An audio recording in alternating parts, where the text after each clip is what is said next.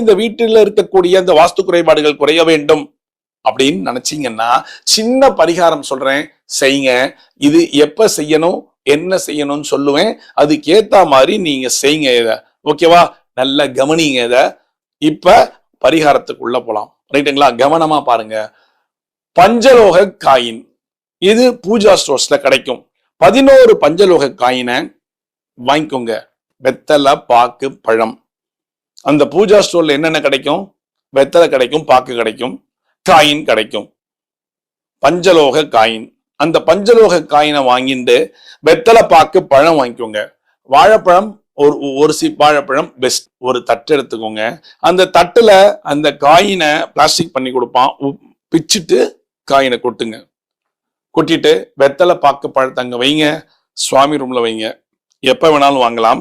ஆனா ராகு காலத்தை பார்த்துக்கோங்க. அந்த ராகு காலத்துல வாங்காதீங்க.